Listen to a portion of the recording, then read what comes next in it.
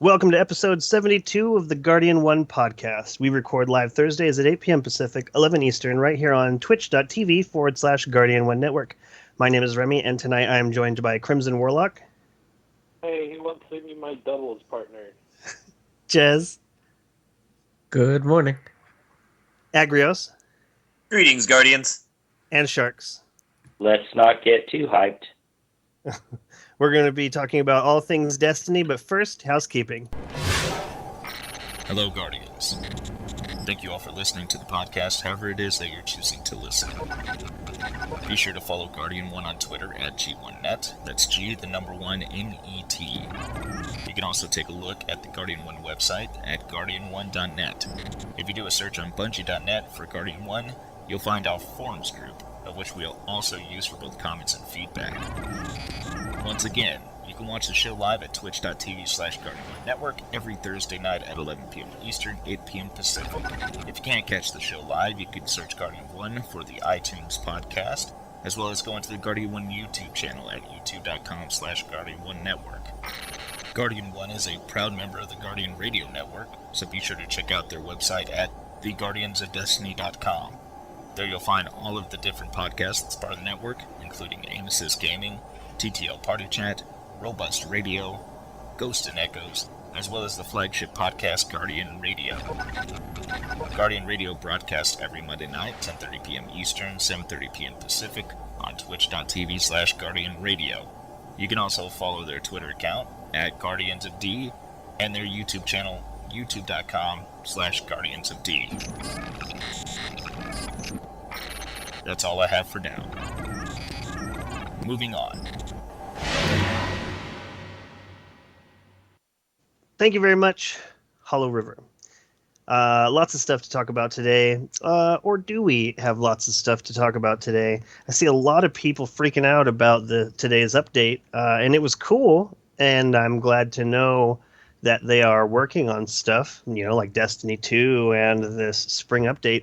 But I kind of already feel like they've talked to us about this before. I kind of already feel like this was a moment in Bungie weekly updates, or This Week at Bungie, as they're calling it now.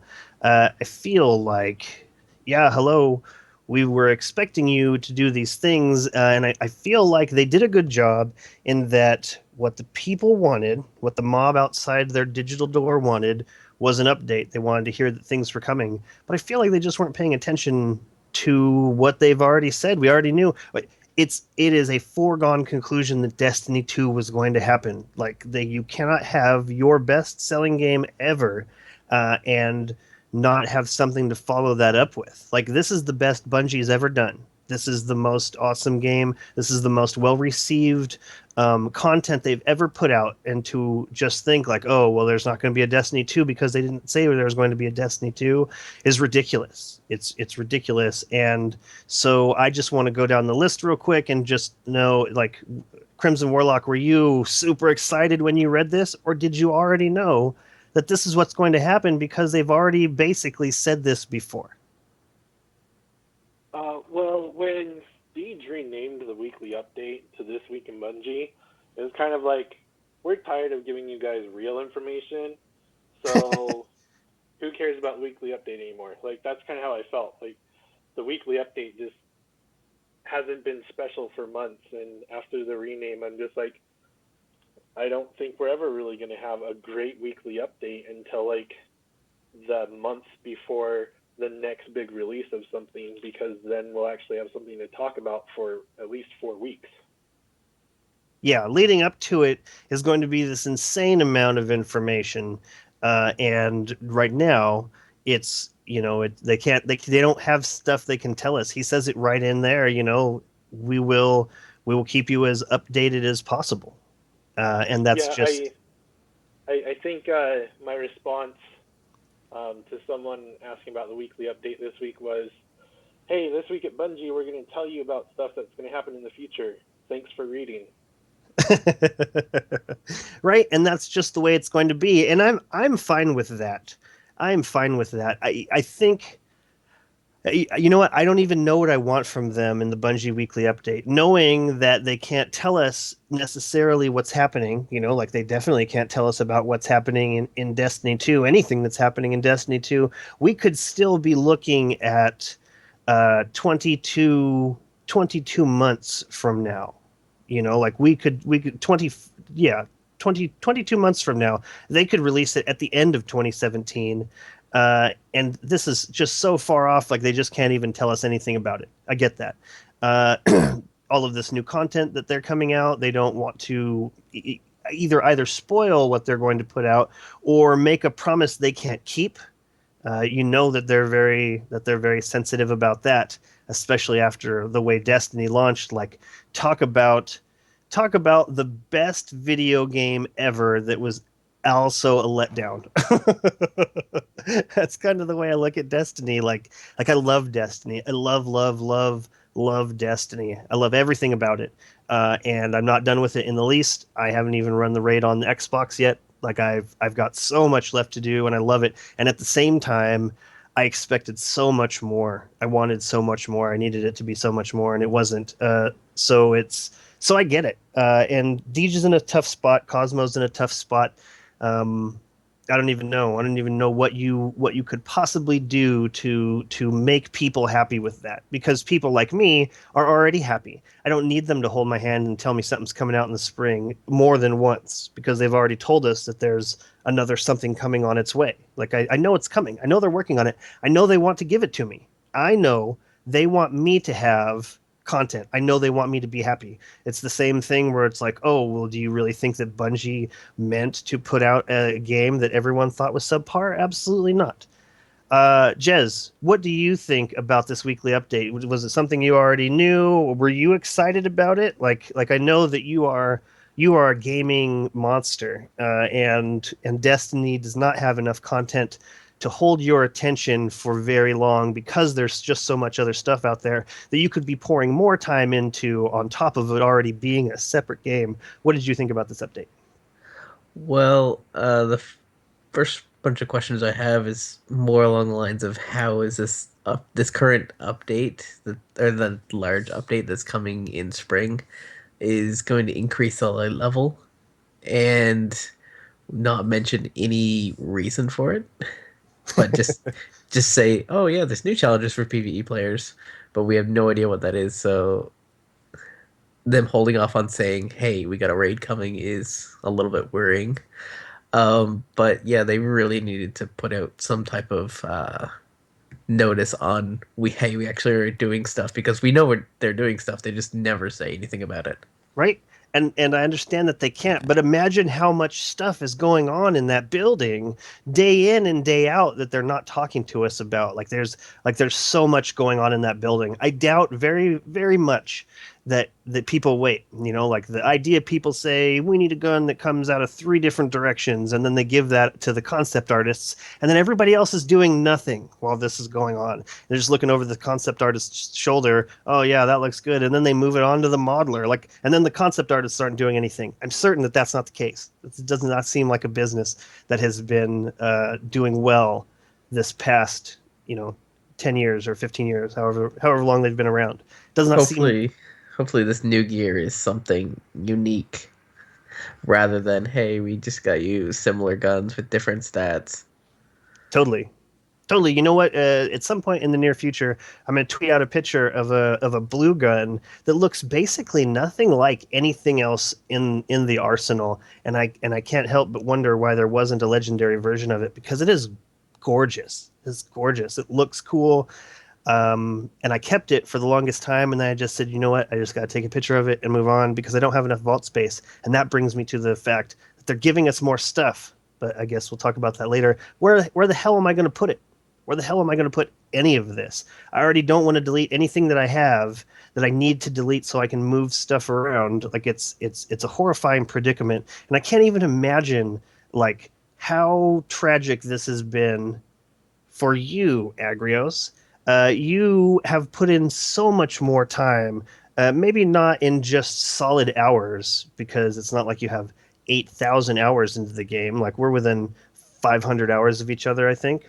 And so I feel like when I think about how you spend your time playing video games, it's very targeted. It's very targeted, and you're not just lollygagging around. And I know that you've gotten so many sweet pieces of armor and gear that I've wanted but haven't. It just never did. Like didn't play basically any Iron Banner in year one at all. And I know that you got all of that armor, and I know that you said that you're deleting it. So it's like, where are you on this update? Did you already know this was happening, and it wasn't a big deal to you? Also, this was a update. And where are you going to put the new gear that they're promising? And do you even care about this new gear because you don't have anywhere to put it? Because that's where I am.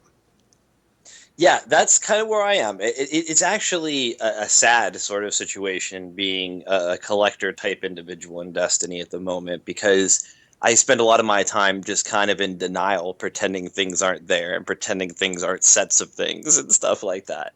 Like literally in denial, pretending this. Like I get something and my first thought is like, oh, I have the whole collection, or I need one more piece for this. Oh, stop thinking that. Stop thinking that. Just delete it all. Just delete it all. Don't show it to me. And that's how I feel about it. And it's very sad. Now, I still enjoy playing Destiny, but they have, because of either technical limitations or choices on their end, chopped a very large portion of the game out for me. Like, if I don't have room to store these different outfits, if nothing else to wear running around the tower, well, no, I'm not going to go through the effort of collecting them all. Man. If there's one piece that I really, really think that piece looks sweet, and I want my character to rock that piece, well, I might go after that piece. But to spend my time just trying, to get every piece of every Iron Banner armor, for example, on every character, that's no longer a part of my Destiny experience. Man, okay, so I think that you really hit on something there. Like, that is directly feeding into this other you not playing, because I feel like your collector side is so strong that, let's say you just had a room for every piece of gear. Imagine you could just save everything that you wanted ever, which I definitely would do. I would be willing to put money down. I will put down $10 right now that says you would have absolutely bought that $10 SRL book just so you could have all of those pieces of gear, especially the one that lit up, even though you probably would never use it. I'm saying that your collector side would have made you done that. Is that a correct statement or no? Yes. Damn. Yes, I probably would have dumped a lot more silver into the game. But Damn. As it sits now, I'm not going to pay money to have to delete stuff. Right, it doesn't make sense. It doesn't make sense to pay to delete stuff. Make sense to me at all, and so there it is. There it is. They've already lost out on money from people like you. And I hate to say this because it sounds rude, but there's a lot of people like you. I'm one of those people. I'm one of those people who wants to collect everything. Stone brings up in chat the Stalker BNGL. I had one of those. I had two of those. I had one on PlayStation. I had one on Xbox. It was a beautiful weapon. I wanted to keep it. I didn't have enough space. I had a bunch of new stuff coming in. There was light level to consider. I just couldn't keep it. I deleted it. And actually, Strider, I was playing with Strider the other day, and he brought that up. He brought up that, like, I was talking about pieces of gear that are just gorgeous, and I want to keep it. And he's like, oh, the Stalker BNGL. And I was like, yeah, that's exactly what I'm talking about, but I had to delete mine. So there it is, Bungie. Are you listening? without a place to put all this crap, people don't want to spend more dollars. You could have probably gamed another $40 to $50 right out of Agrios's grubby little mints, just right there. Indeed. Yep, Uh, probably. and he would have Now been on happy about it. I would have. I would have been happy. Well, I don't know. No, well, let's go back on that happy about stuff shenanigans there. He would have been I don't- satiated about it. okay.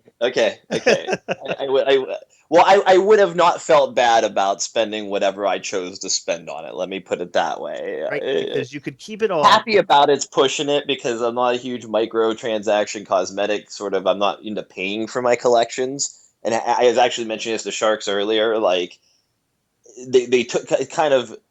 I wish they would have followed the route of some other games where they only sold skins. Like other games, you get a piece of equipment, and that equipment's available through the game to anybody. But to buy all these different skins for it, that's what costs money. But if you want to collect all the equipment, you still can. Whereas Destiny's gone a different route. They actually sell pieces of equipment. Now, granted, all the sparrows are functionally the same, but they're very much different pieces of equipment. It's not just a different color pattern on it Yeah. like many other games are. So they did kind of, put a little notch in the collector's aspect there, but that's not even a consideration for me because the collecting aspect is already dead because of limited space. But if it wasn't, that would be another like, I don't want to have to just pay to collect things. That's just like, okay, pay me another $5 and you complete your collection. You know what I mean? Totally. That's not really Totally. collecting anything to me. You didn't earn it. I feel like that because of the way the game is set up, because it's so look what I'm wearing and so social in that aspect. I think that would you're like that dragon who will just go out and gather everything. Like whether it is gold or shiny plastic. Here it is. This is all mine, and you're sleeping on it. like I see that I think that's where I got the idea of you being happy about it being is like you would have this is mine. Yeah, I would be happy and cover the item that I had after the fact, but the actual acquisition of the item might not leave me quite as happy. But Right? but the savoring of the item afterward, I'm sure I would go there.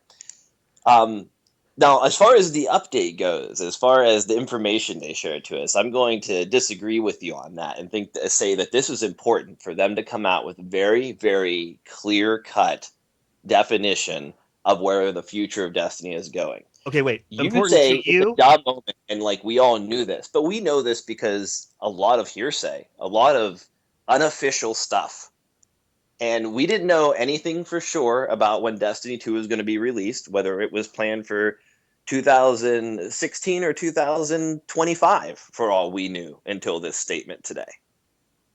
Like, we knew it was coming. We know it's coming. They're contracted for it. They got all these years contracted out. Things changed all around, but we knew it's coming. But when exactly it's coming, or when exactly it's projected to be coming, that was, I think, important, as well as what their intent for the remainder of Destiny is.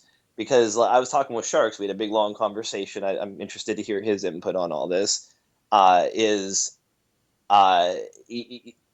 many people could have been saved and how many people were lost because of their choice in how they've chosen to handle the future announcements with DLC. For instance, we were debating earlier, what if, okay, from the sounds of it here, we have an update coming in the spring, okay, but that's just an update, okay? Using their terminology from before, the way they listed it, things there, they mentioned raising the light level, some new pieces of equipment, and new challenges for PvE players. Well, I'm not going to get my hopes up here, and I'm going to take this quite literally. We have seen challenge mode introduced, and we got 3 new challenges. I'm expecting new gear, a raised light level, and a couple new challenges that perhaps take advantage of that new light level. Maybe 3 on the new raid, and maybe even updating some of the old raids with challenges. Who knows? That's wishful thinking, though. But I'm going to say bare minimum is maybe we're just going to get 3 more challenges for the current Taken King raid. Yeah. Now, that's not anything big. And using their terminology, they just said update, not expansion in the spring. So this seems in line for that, if you ask me. Totally. But then they do mention larger expansion for what's beyond that coming later this year. So, I'm figuring they're saving up anything else they have for Destiny 1 for that, because they're going to want to capture people for, Destiny 2. So that's what I'm hoping that's going to be impressive there. But if we're right about when that comes out, it's going to be after the spring update. I don't think it's going to be right after the spring update. If I had to guess, I'm going to say fall. Now we're getting into speculation here. If people knew when Taken King came out that the next expansion wasn't going to happen till 9 months to a year later, the next major expansion, if they knew then instead of just learning now, do you think more people would have hung on longer or dropped off sooner with that information when Taken King dropped? It's a good question. It's a really good question, and it might be why that information wasn't put out. That's what I would speculate too. Sharks has some opinions of his own as to whether we would have lost more or less there. So I'd like to hear what he has to say about it too. But I'm interested in what the rest of you think about that.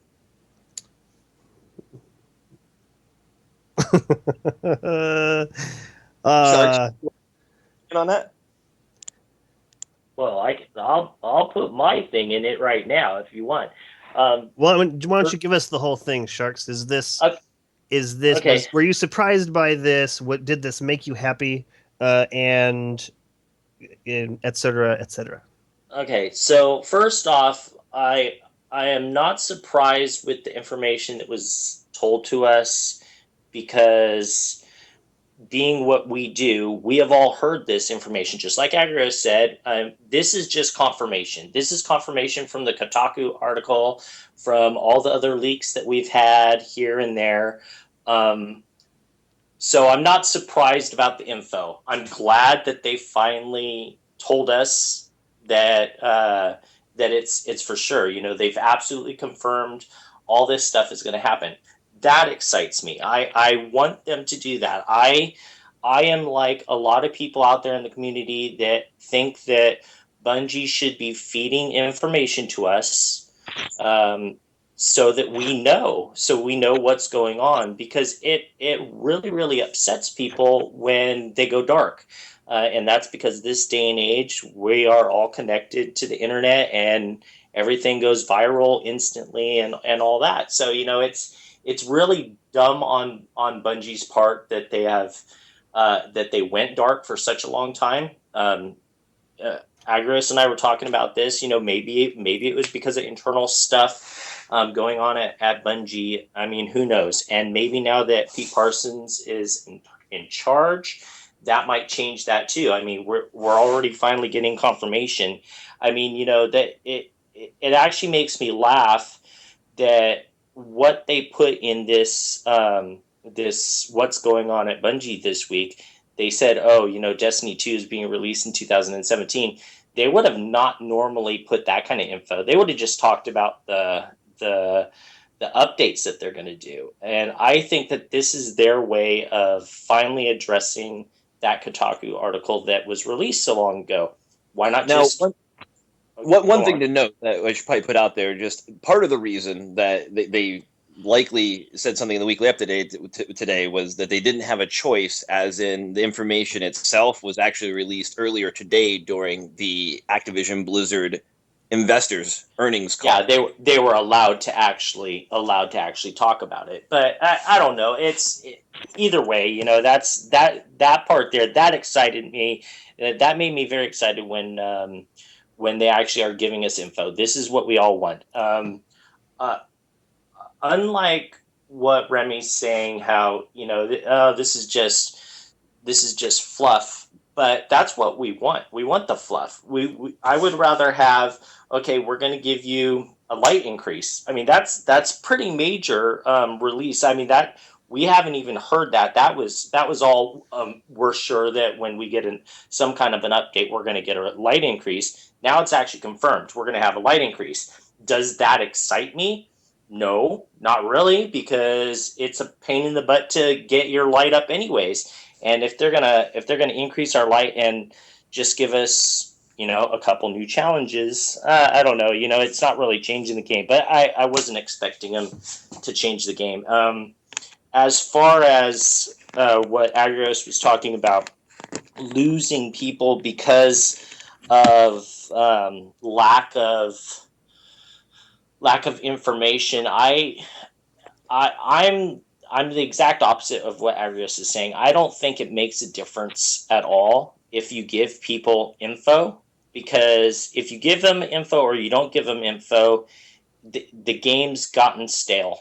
And that's why people are leaving. And it's not just that it's gotten stale, and there's been a lot of games that people really like, and they want to go out and they want to invest time in. And I mean, we're talking about big people in the community right now that are playing Destiny a lot less, just because those other games, there's a lot more to it, and there's not really anything to do in Destiny. So I don't think it would have made a difference, as much of a difference, whether they had given info or not. But I do think that giving info will keep the fan base, as a whole later on, though, because if you don't give people any info, you're just going to make people mad, and they're going to be like, you know what, forget that company. I mean, there's already people moaning about that all over the place on Reddit. Like, I'm done with Bungie because they won't tell us anything. I don't care how good the game is. I'm not going to come back to that. If people were talking about it, then when Destiny 2 came out, or when a huge expansion came out, they might be more willing to step back in. So I think that they've lost people in that regards, because overall they're not communicating enough, and if you don't communicate, you're just going to lose people. It's the same thing with, you look at these the presidential debates. The people that they go and talk to everybody, they're drawing people in. The people that say, "Oh, I'm not going to talk this week," and then they lose votes. It's the same thing. So Man, you want I to don't talk know. about This Is Not Destiny?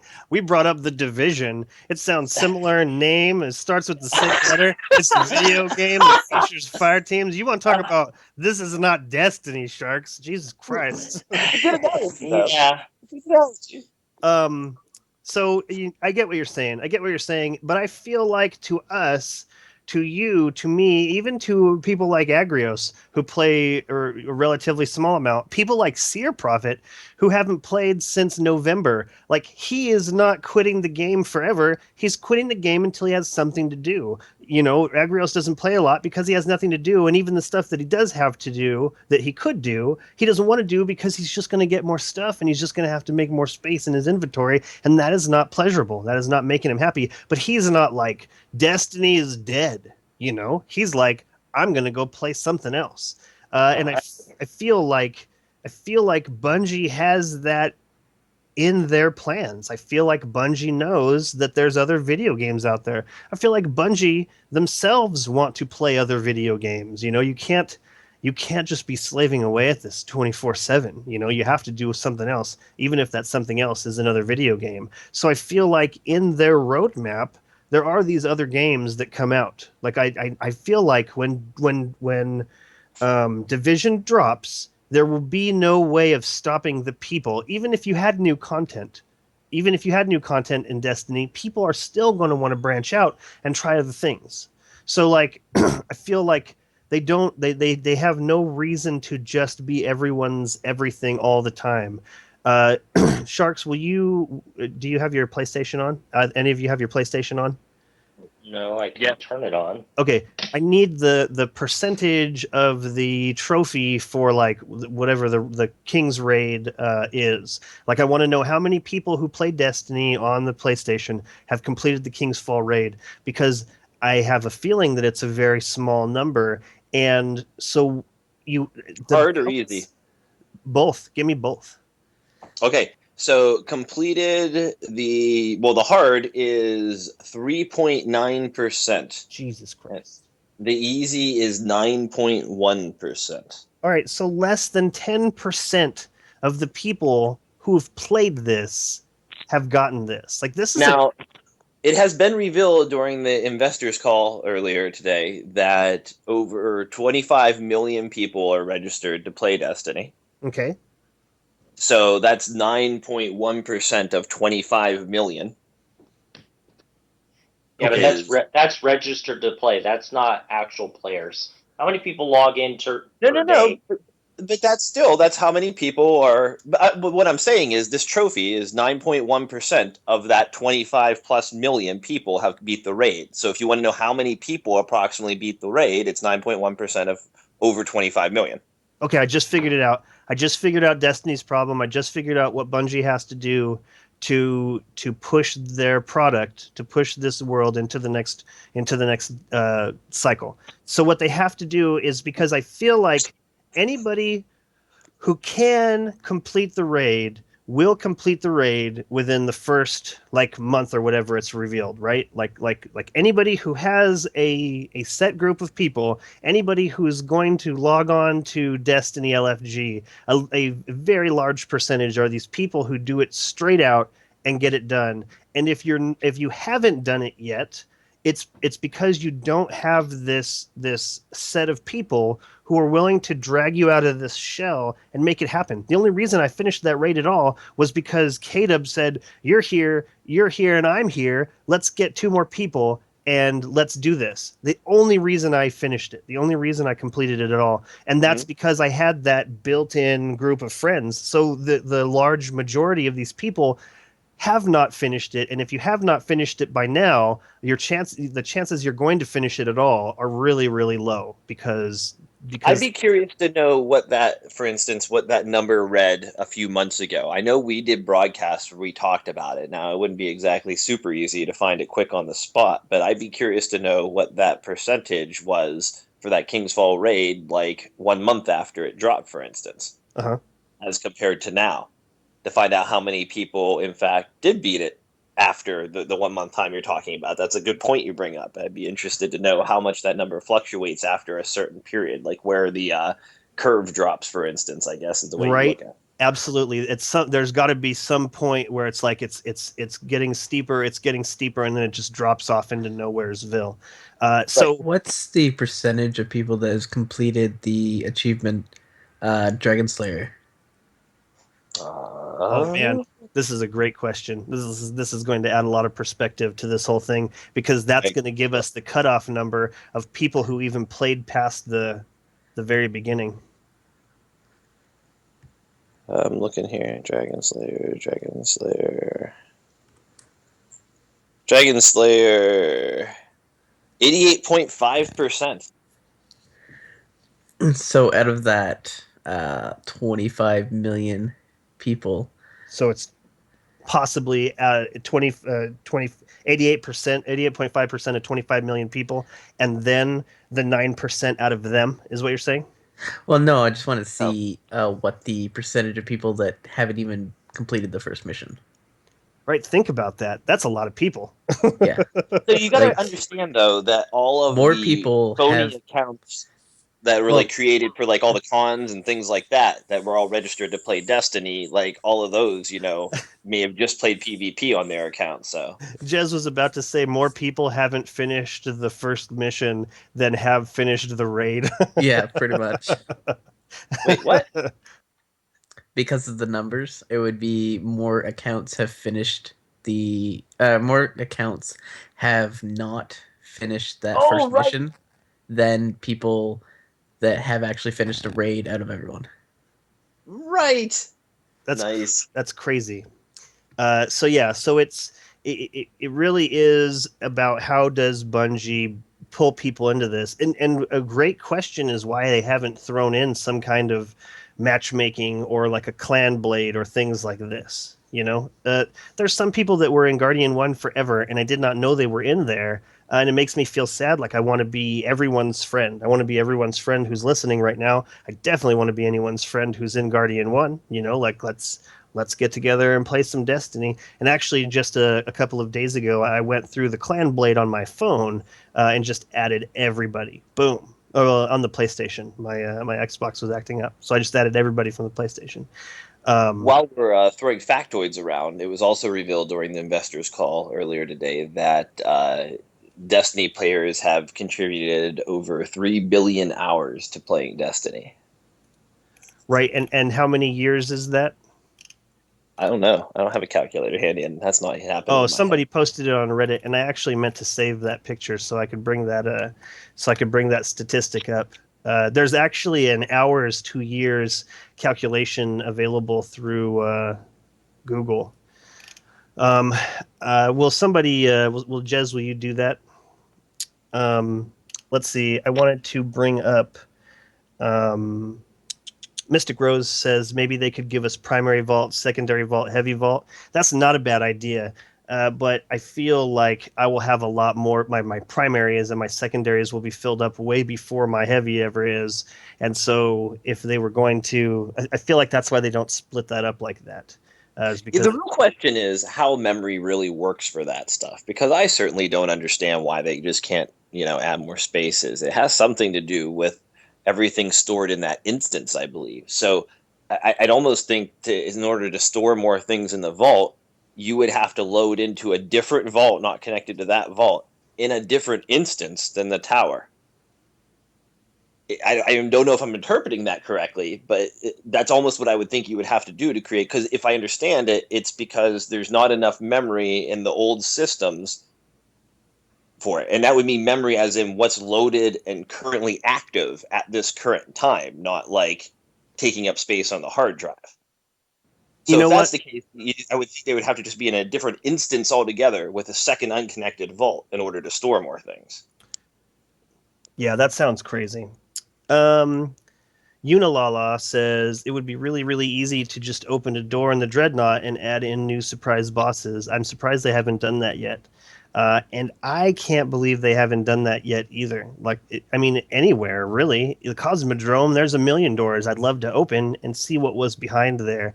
And even if it was something as mundane as, say, just another major or ultra, like, I think it would just be cool. Like, what if there was just a hidden bad guy in all of Destiny? On any one of the planets, any one of the shooting areas, there's just one door or one section of a building that has a character that doesn't show up any other time. Like, I can't believe that they haven't done something small like this. It seems like a no-brainer to me. There has to Right. be a It's what I expected from the beginning when we had all those doors everywhere. Now, granted, some doors have opened over time and when new expansions have come out, but there's so many doors everywhere that I expected them to be like time locked. Like all of a sudden someone would discover one day, oh my God, this door's open. Come get this dude. Exactly. And so, yeah, I don't know why they haven't done that either. It would be a really, really, really cool thing to just, especially looking for it. It would be like Zur, but like on a whole nother level. It would be like a whole nother level of searching for, whatever that is. What if it just gave you like a grimoire or something? I mean, that would be crazy. But I mean, there's grimoire that don't give you any points at all. What if it was even that? Um, let's see. Uh, Unilala also says they would buy vault space. After Mystic Rose says she would pay extra for vault space, extra vault space. I would so pay extra for extra vault space. I would pay extra for a ton of stuff. And I feel like Bungie really needs to stay away from doing anything that's too unique like that. Like I oftentimes on this show blather about an apartment. Like I want an apartment in that tower where I go to and I can hang guns up on the wall like is behind the gunsmith. But if I got that for a price, even say like a ridiculous price, let's say $10 a month to have an apartment, that would be nuts. And would be encroaching on what I'd be willing to pay. And I'm not saying I wouldn't pay for it, especially if that's where the extra vault space was. But can you imagine the splintering of people who don't want to pay for that, who feel like, hey, I should have an apartment here anyways, or at the very least, I should have extra vault space. Why are you giving these people extra vault space? And at the same time, some people don't need extra vault space. My dad just deletes everything. Like at some point, he was just deleting exotics, and I'm like, no, don't delete these exotics. Like, what if you get a better set of arms, and you've just deleted this helmet? Like, you got to keep some of this stuff, man, because you might need to use it later. And so he's just got just a ton of vault space, and he doesn't understand why I complain about this because, yeah. He's clearly not a collector. Yeah, yeah. He just doesn't care. This is the best gun. This is the gun I'm keeping, and that's cool. I wonder how many vault spaces are really just packed And by packed, I mean less than 10 space extras. Because at some point, once I go through my deleting, um, I have a bunch of space in there. I don't know how I got it. But yeah, Between all three of my characters, I have exactly 3 empty weapon slots. that's crazy. Um, Unilala So says they didn't get Thor until TTK because they couldn't finish the bounty on their hunter, and I am thankful that I got it before TTK, just because I haven't gotten a single one since TTK dropped. And it's not like I use it, but I feel like there was a sense of accomplishment. I did it with Atheon's epilogue. That's actually how I did it. And then it turns out that's trolling people when you kill them in Crucible with Atheon's epilogue. It turns out that this really pisses them off. What were you gonna say, Jez? So I did some maths to have some numbers for some interesting stats on the current trophies. So I didn't even notice this, but there was a trophy that you got for finishing that first mission. Uh-huh. And out of the 25 million, only 23,525,000 have completed it. See, that's crazy. That's crazy. So basically, there are roughly 1.5 million people that just picked up the game and never beat the first mission. So Or, yes, or I'm sure at least probably like, I don't know, 100,000 or so are probably those throwaway accounts, but that's a lot of accounts. That is. counts. Yeah. That totally. The number of people that has actually completed the platinum to complete everything is only 325,000. That's crazy. I want that platinum. I still haven't got it. And just edging out more people that have beat the. Well, get into some issues with the Kingsfall raid because the Kingsfall raid depends on you buying the Taken King, like that set of trophies. So Right. this number is going to be different. So out of the people that have bought the Taken King, the 975,000 people that actually completed the raid. So I don't know how many people that bought the original bought the Taken King, but I guess you that's could look at whatever the most basic trophy for the Taken King is, and that would be an almost exact number to how many people actually bought the Taken King. Yeah, but forget that. Forget that. We're talking about users and them actually playing, and we want to know how many people are actually playing. Look at the strikes trophy. It's a super small amount that have done one strike, just one. Oh no, we're talking about we're talking about even more basic, not even getting out of that first mission. Like Right, the not one even killing that Archon. like you create a character and before you can even get to the tower, you have to finish that one mission and get a trophy to get a ship. But if you don't get that ship, you don't get that trophy. No, I So these realize that, but that's still like 95% of the people have done that. Look at one strike. Only 50. Where was it? If I look at it, I can't find it now. It was like 55% or something like that have only completed one strike. I mean, that's so you're taking those 25 million. I mean, we're kind of going off on the amount of people playing again, but let's half that. Let's get real numbers here. So there's like 12 million people that are probably playing, and it might be a little bit less. It's not 25 million like they're trying to make out. Well, I don't think they were trying to make out that that's how many are currently playing. They clearly said that there's over 25 million users that have ever registered to Destiny, and those users have put over 3 billion hours in. It's pretty much one sentence statement they made. Yeah. So I'm curious to know, do we remember what the last numbers were, the last earnings call? How many millions they said it was? Like, I feel like it was like 15 or 16 million or something like this. I was No, trying to find an exact number and going through here on so November 4th, 2014, it was 9.5 registered users. In February 5th, 2015, it was 16 million registered users. And in May 6th of 2015, it was increased to 20 million.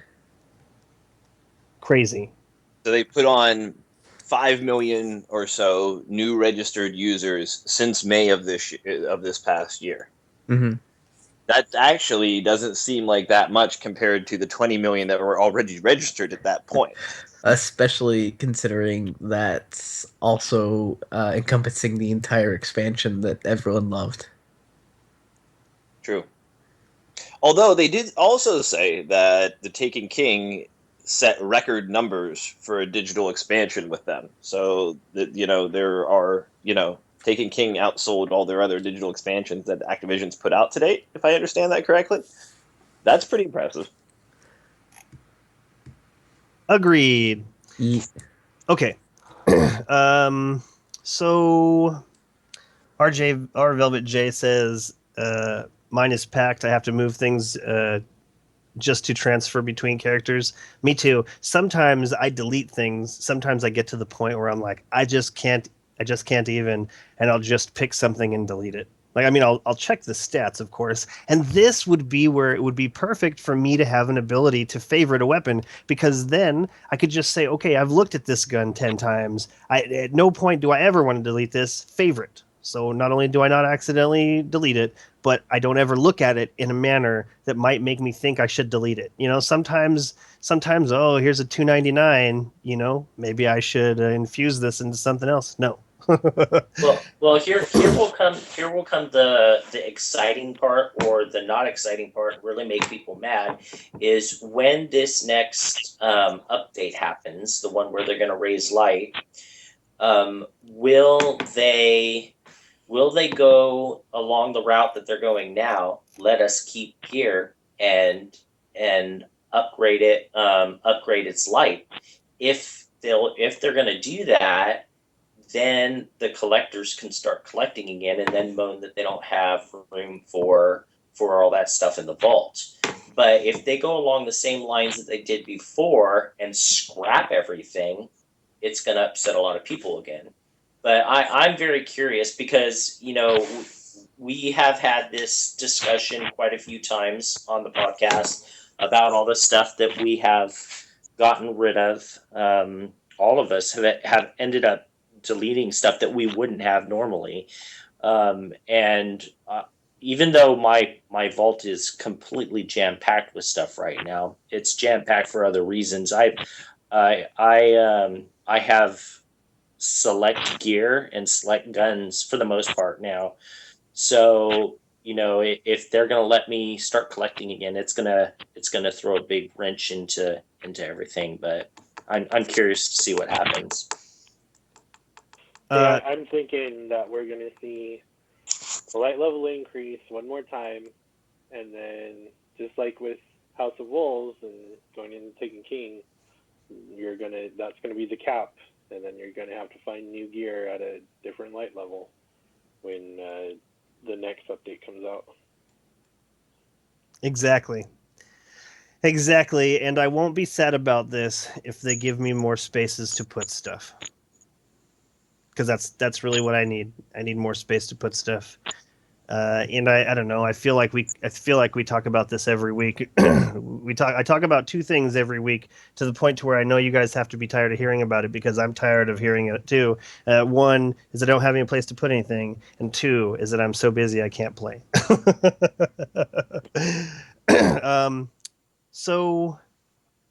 So why don't we move along to the actual content in this update? I'd like to get to it before we just talk the night away, like we oftentimes do. Agrios, is there stuff that you have that we could talk about? Oh yeah, all kinds of stuff. Now you want me to just dive into the update now, right? Is that what you mean by that, right? Yeah. I would say so. I would say that's probably our best bet. Yes, our Awesome. Velvet J. Moving on. So the update was 2.1.1. With it came Crimson Doubles and a bunch of changes to the Crucible. Going to talk about the changes first, and then we'll go into Crimson Doubles so we can actually have our discussion on that after I go down the list here. So, one sec, sorry. My bad. So they fixed an issue where some emote incidents would appear twice. They also fixed a rare issue where the refer a friend buff was not being properly applied when joining an in-progress activity. For weapons, they fixed an issue where an extra icon on the kiosk was appearing for players who acquired the Mida Multi-Tool exotic weapon for both Year 1 and Year 2. They fixed an issue where the Hake pulse rifle damage scaling, or they fixed an issue with Hake pulse rifle damage scaling to bring them back in line with other pulse rifles. Does anybody know exactly what was going on with the Hake pulse rifle damage scaling? I do not. And when they brought them back in line, did they bring them back up in line or back down in line? I scoured the internet looking for this, and a lot of people were really confused by this. Nobody that I found knew. So I don't know. I'll venture my guess. My guess to all of this is hockey pulse rifles. Most of them shoot 4 rounds. Correct. And so I'm guessing what they had to do is they had to bring that 4th bullet, or they had to average the 4 bullets better to be more in line with the 3-bullet 3-bullet pulse rifle. So they probably had to overall lessen the damage of the hockeys to bring that average down and more in line with regular pulse rifles. I think that it's safe to say that it could be either way. Like maybe they had done that already, and that they just weren't doing enough. Because I oftentimes wonder about that too. Just when I'm running around with that Hake with the 4th shot, I think to myself, is this doing more damage? Like, is it doing the same amount of damage in the same amount of time, but these 4 shots just do an additional one of the 1-3 shots, or is it averaged out like that? So that's crazy to think about that they didn't give us more information other than that. But I don't know how many of you even use the Hake pulse rifle on a regular basis. No, it used to be my go-to gun, but my go-to gun now is the Iron Banner pulse rifle. Interesting. Yeah, Nerwin's I'm Mercy. the same. I use the Nerwin's Mercy all the time, or Red Death. Interesting. Jez, what's your go-to? The scout rifle version. No, I don't like pulse rifles too often. I do sometimes use stranger's rifles, so I have a weird taste. Agrios, what about you? Well, I have been rocking the Stranger's rifle in Crimson Doubles and loving it. I always did like the Stranger's rifle in Crucible. I do, however, have a Lumidia or Lumada, something like that. Lumada, Lumidia. Lumidia, that's what it is. I have a Lumidia and a Herja and an Second Apple of disease. Discord, all with counterbalance or full auto. That's cool. My go-to is the DIS 43 with the SPO 57 sight. After you pointed that out to me, Agrios, like I laughed at you because I was an SLO 19 guy, and then after I got that, it's like it's just so much better, and I can see through smoke. I can see through smoke. Do you know how big of an advantage that is? It's amazing. I love it. It's amazing. Moving on. So, for armor, they fixed the icon for the Titan class item Mark of a Kellslayer. Apparently, it displayed incorrectly. And they also fixed an issue where the icon for the Hunter artifact, Unerring Compass, was missing on the PlayStation 3 and Xbox 360. For the activities, they fixed an issue where the Vienna Singer ship was not dropping at appropriate rates, so hopefully more folks will be able to land one of those when they get a spindle from now on. I know on all 3 of my characters, when I went for my Black Spindle, only one of them was lucky enough to get a Vienna Singer, and I heard that the guys from Planet Destiny, when they were sharpening people through recently, took 80 different runs through, got 80 Black Spindles, and only saw 8 Vienna Singer ships previously, so hopefully people have some better luck with that. Can you get it on your first time through, or do you have to get that Black Spindle first? No, it can land anytime a Black Spindle drops. You could get a Vienna Singer with it. Oh, okay. So you won't just get that dropped by itself then? Not that I'm aware. The Black Spindle, from what I understand, is a guaranteed drop from from completing that. Interesting. I still need to get that. I'm looking forward to that. Really? Yeah. Oh, we will definitely do that. Yeah, we should do that and farm for some ships. Ari Velvet J says that they use the Red Death. It still has more pulse rifle kills than any other. I can't kill anybody with that Red Death, and I want to use it so bad. It looks so cool, and I feel like it's a hot rod. When I use it, when I shoot it, it sounds like it's like one of those old, one of those really old Fords, just that bucket with wheels and an engine. Like that's the way I think about that thing, and I want to use it so bad. And I tried using it in Crucible, and I just can't kill anybody with it. Continuing. Continuing. For the Nightfall, they reduced the chance for ghost shells to be awarded from completing the weekly in favor of other rewards. Too bad it's still crap rewards. But at least you won't have so many ghost shells anymore. I don't know why it doesn't scale. I don't know why it doesn't scale. Like it doesn't make sense for these items to drop at a lower than what you're doing rate. I mean, do they not want people to play the Nightfall? I mean, I know they already got rid of that buff so that you don't have to feel like this is the first thing you want to do, which I think was an unfortunate choice because that was part of what jump started my whole week. Here's reset, time to do my Nightfalls, and once my Nightfalls were done, like I wanted to play more. So not only are they putting you forward with this, hey, let's get our Nightfalls done, but the rewards are crap. Why would anybody do it once you have all of these other things from the raid? It just doesn't make sense. Well, the thing that blows my mind. Oh, go on, Crimson. I'll let you go first. I was just gonna say I've done one Nightfall since taking King's dropped because of rewards and everything else. I've only done it once, and until I feel like rewards are worth it, I don't think I'm going to do Nightfalls at all. Well, yeah, what I was going to say is it makes me laugh, though, because I wish I could remember which dev it was that said this, but one of the devs turned around and said that Nightfall rewards are end-game content.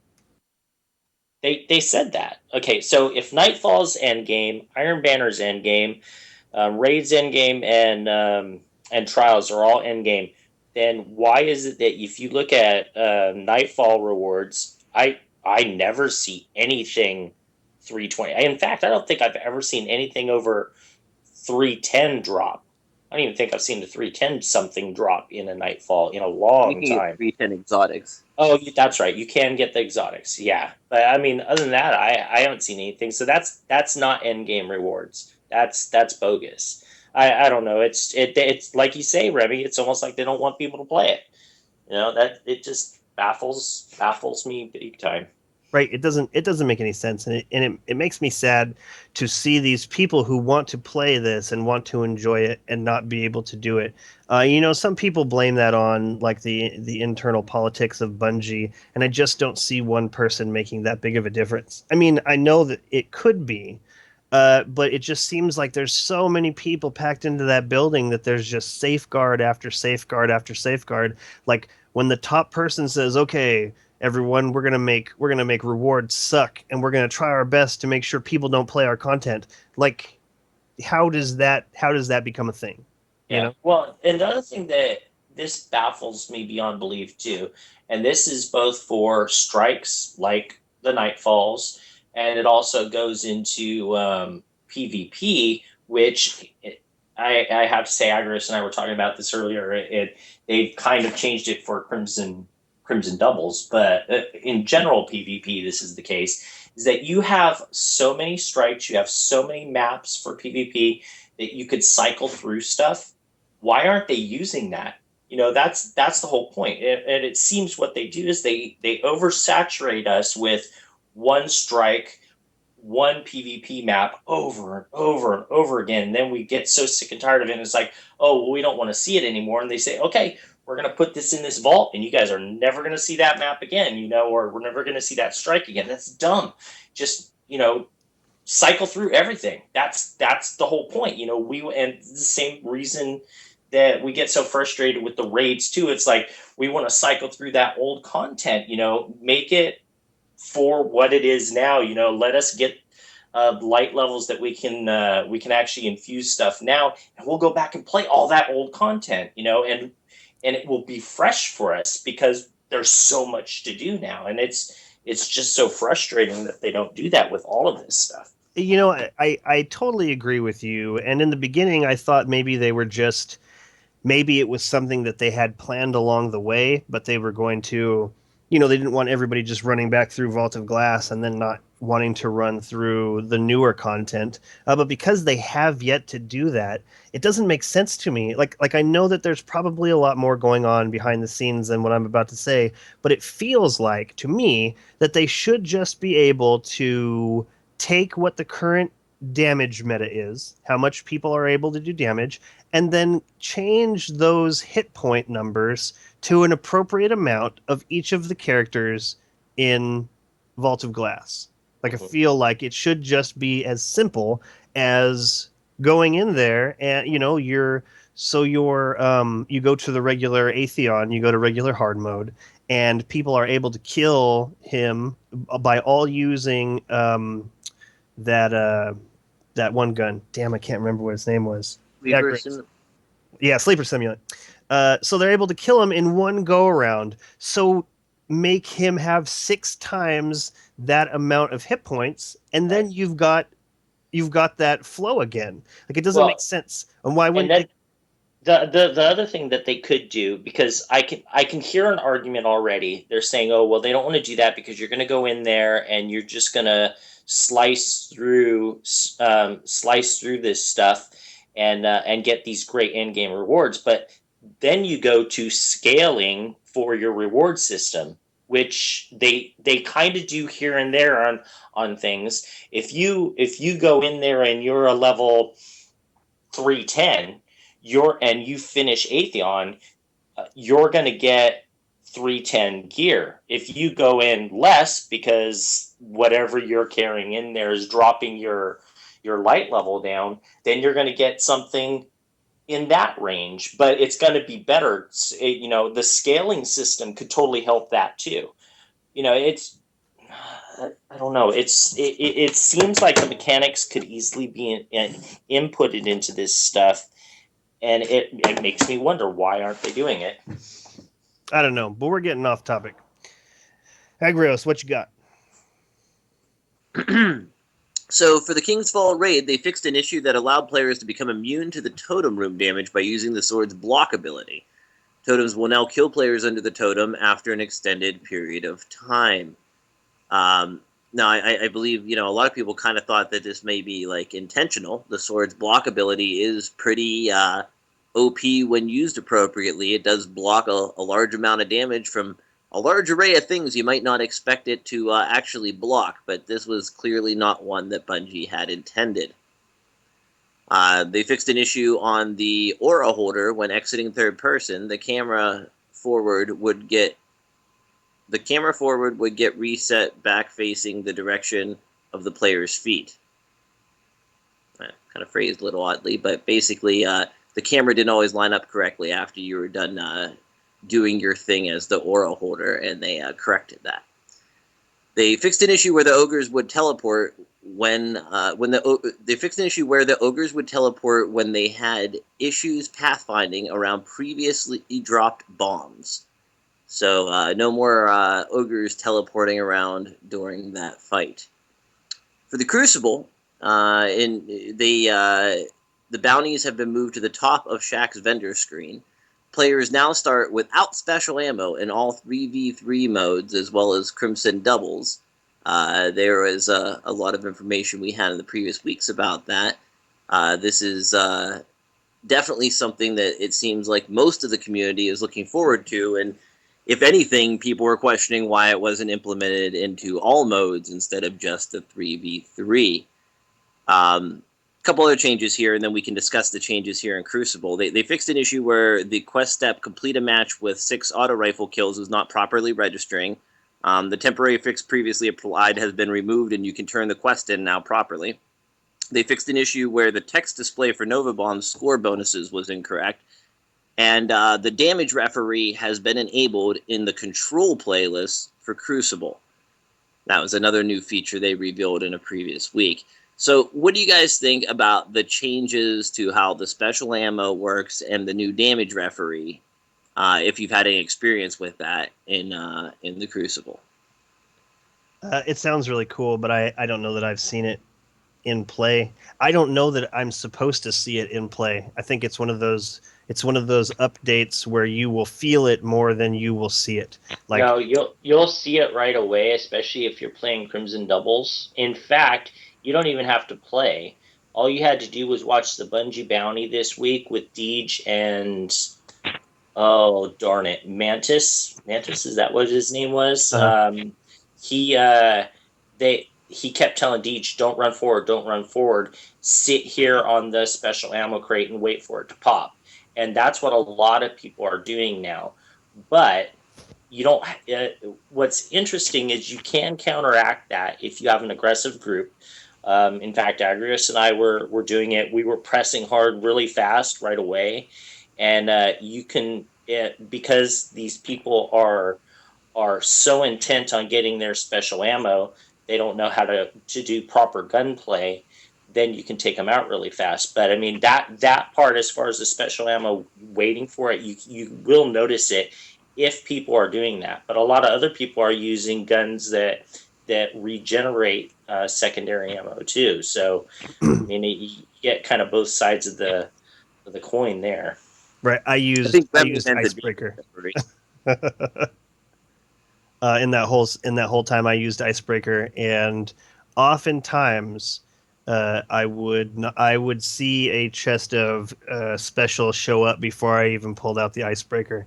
I went straight to it a couple of times. Like, if there were areas where it was like, okay, well, if this fool thinks that running down this corridor is going to work out for him, it's not. But for the most part, I saw way more special ammo than I needed. I think it was still a bunch more. You know, I've seen so many people sitting and waiting, and even in like 6v6 matches, not 6v6, 3 on 3 matches where that's still implemented, and you'll have part of the team come forward, but there's always, I mean, I swear there's always a sniper in the group that they have to have their special ammo. If you rush, but you can actually, if you get the right order, you can actually steal all their special ammo, and then that really screws them up too. Yeah, that sounds like fun. Record a game where you do that at some point, Sharks. I'd like to see how that works out. Okay. I wanted to bring up, before we keep going with this damage referee, I wanted to say, somebody was saying, let's see, Unilala says strange coins does not equal end game. And I agree, but in the beginning, my problem was that giving me 9 strange coins was not acceptable.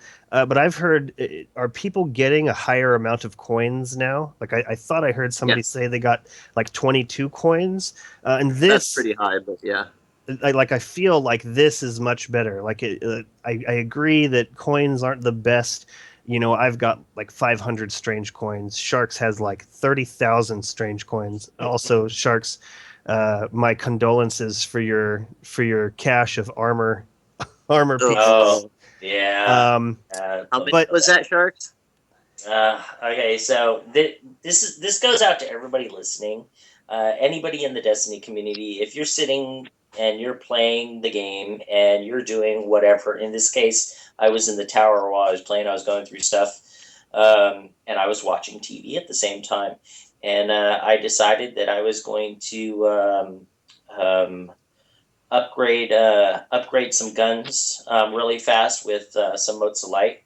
And so you sit there and you have to press square. I can't remember how many times, 30 times or whatever it is to get it all the way upgraded.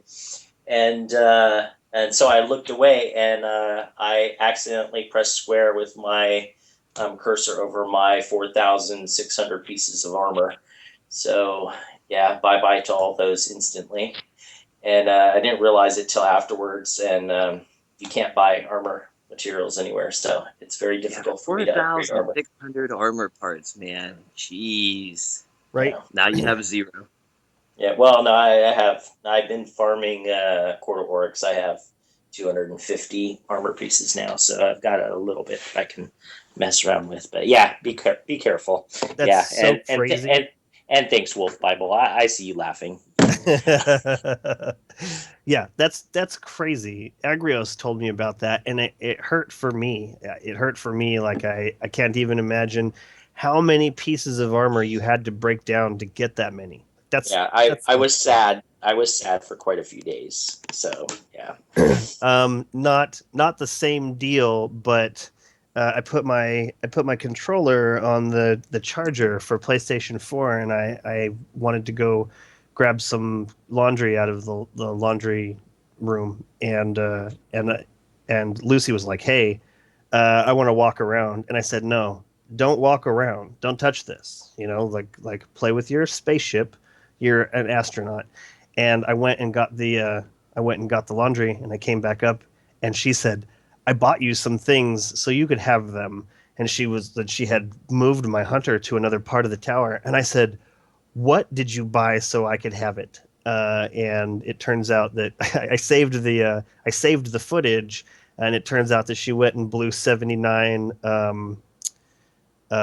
black wax idols at Oh wow. Eris, buying a bunch of runes for me. uh, and so I'm glad that I don't keep all of my stuff on one character, because if you watch the video, she tried to buy everything else that Eris had to offer. And so I've still got 50 on one character and 49 on another. So it's not like I'm hurting, but seriously, 79 black wax idols. Just, I don't need any more stolen runes. I definitely don't need any more reciprocal runes. So I'm going to be spending a lot of time at the Court of Orcs just trying to Well, you can burn help those sharks get armor parts. Yeah. Right. You because you do get quite a bit of worthless armor there. That's not a Oh bad. yeah. That's not a bad idea. Yeah. Yeah. And it's kind of entertaining too. It's not so fun when you're just by yourself. I was telling Agros how I'd go in and out of the Dreadnought a couple times before I could find a couple people doing it. So, but yeah, it's entertaining. So yeah. So sorry about that, Sharks. That's crazy. But yeah, at least with a higher number of coins, like I almost feel like I would rather be given coins that I could pick what I'm going to buy than something that I already have and am just going to shard for 3 legendary marks, or even an exotic shard. You mean like a 295 chess piece that I got this week when I had to have Agros come in and help me at the Brothers? That's ridiculous. That's Right. I'm going to go there. Right. So yeah. So 22 coins. Agrios says that's on the high end, but that's what I'm talking about. Give me an equal amount of something that it would cost to buy it. One time I got 9 coins, and I just felt so defeated. But here's the problem with the coins, though, is and Jez actually put it in this in the stream. It was like, if you're gonna buy stuff with the coins, you're gonna buy it from Zur. It's got to be again. You got to go to scaling. You can't buy 280 junk because nobody's 280 anymore. It's got to be closer to whatever you are. So if you're 300, you're gonna get 300 plus to 310. If you're 310, you're going to get 310 plus to whatever. Or those coins, whether it be the strange coins or the legendary marks, are pointless. I was telling Agrios today, I've been sitting on 200 marks, and there's nothing for me to buy. But I don't want to delete any legendary armor or guns because I feel like I'm literally just throwing away the marks. But it's like, what's the point?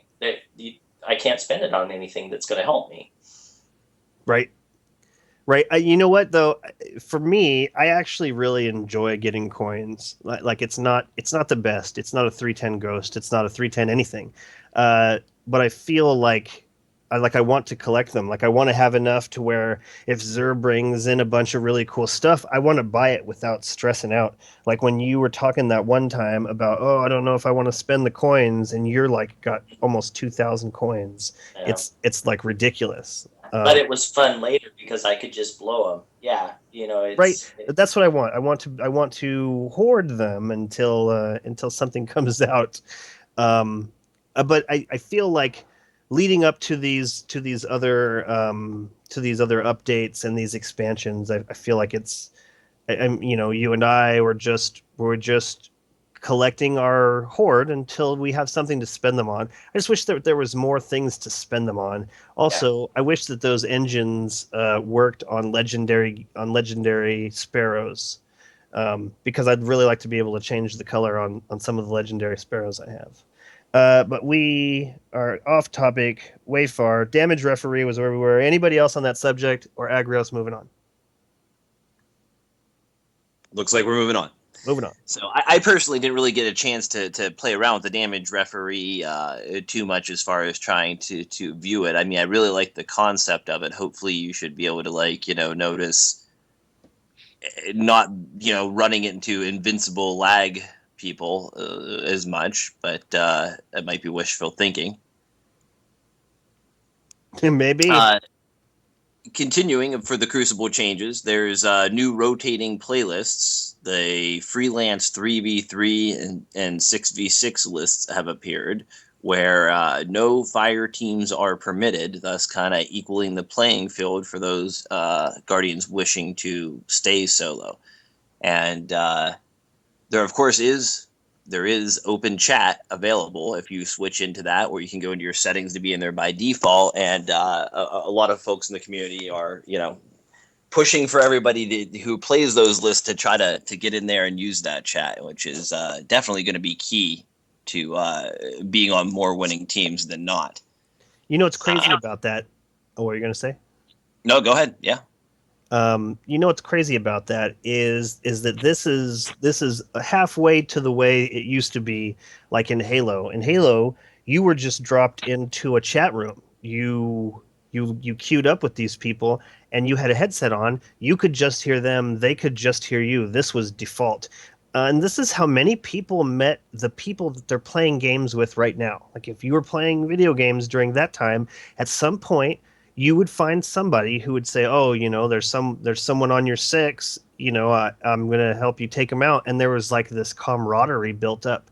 And I feel like this is a great step in the right direction, because this is how those friendships were made. If somebody is on their team chat and they're cool, you could just say, all right, well, I'm going to friend you and we'll go from there. Does anybody know if this freelance playlist is continued? Because that's how it was in Halo, was that if you didn't back out and then rejoin the queue, you just got put again with whoever was already in that team. So do you know that if you stay in the so you queue up with guy A and girl C, and then if you stay in that rotation, do you know if you change those two friends? Nobody knows? No idea. I haven't done them yet. Okay. I haven't done this yet either, but this sounds really great. I'm very interested in this, and this is this is just another one of those little steps in between using your headset with strangers and not. I know that I'm not interested in using my headset with strangers, but put into a situation like that, I mean, why not? Why not switch to that team chat? It shows up on those other people's window. This guy switched into team chat. I could chat with them, and then I could see if this person was an idiot or not. This is really, one of the best things about not being dropped into chat already is that I don't know whether this person is an idiot unless they're going to dance on that light right outside of Omnigul's hideout, and just wait for you to kill her. Okay, that's how I know that you're an idiot. If you're just going to dance on that light and let me kill her, screw you, pal. Oh man, so many times I've had a run in with that guy, and if he had just been chatting to me the whole time, I might have wanted to leave way earlier than that. But I think this is a great thing. Do we know if this is staying around for a while? Like, is this just a test run they're doing?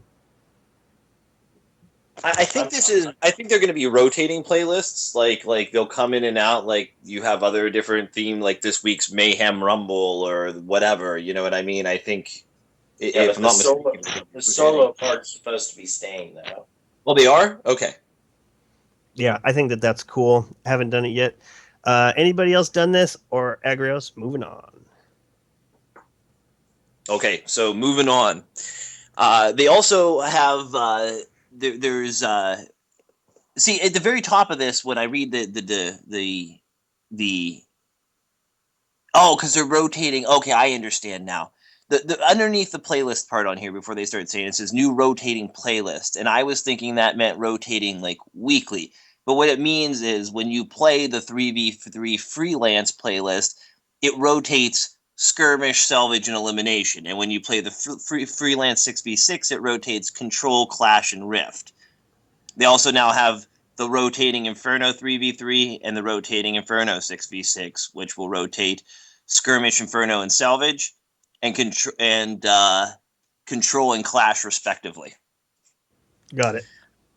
The Iron Banner will be returning on February 23rd at 10 a.m. to February 29th at 1 a.m. Pacific time. That's Leap Day. And the Iron Banner armor pieces from rank 5 packages will now be granted immediately instead of appearing once you return to orbit. They increased the base win rep amount by 20% from 50 to 60, so you're going to climb that ladder even quicker than after the last buffs to the reputation. Awesome. Waypoints have been added to Lord Saladin when rank 3 and rank 5 packages are available. And players can no longer recycle into Iron Banner matches after the event has ended.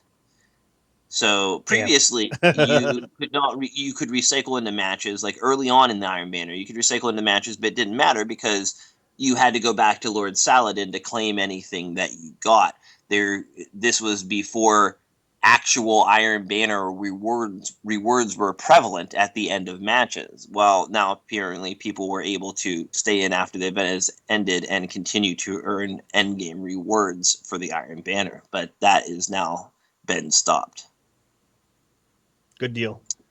I haven't seen that happen for a while because I've been playing till changeover the last 2 Iron Banners, and it kicks you out after the last. It lets you finish a match. Like if you start at 5 minutes to 1 Pacific time, and it doesn't finish till like 2 minutes after 1, it lets you finish that match, but it won't let you do another match. So that's interesting that they obviously somebody was able to do it, but I was able to hang out in Iron Banner afterwards if I just didn't go back to orbit. I did squeeze at least 2 or 3 games outside of that time. I think the last game I played, though, I wasn't rewarded anything. I don't think anybody was rewarded on that last one. So I think that they take it out of you can choose it, and then they take it out of people being able to play it, and then they take it out of having rewards.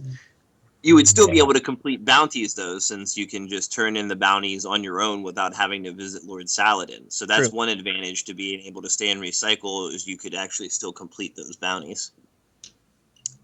Have a good one, Mystic Rose. Thanks for showing up. Have a good evening, Mystic. For the Trials of Osiris, they reduced the post-game wait time by 15 seconds. Therefore, the matches should move along a little more quickly. They adjusted the loot tables to make rewards more consistent and less likely to have a non-payout match, which is always a good thing.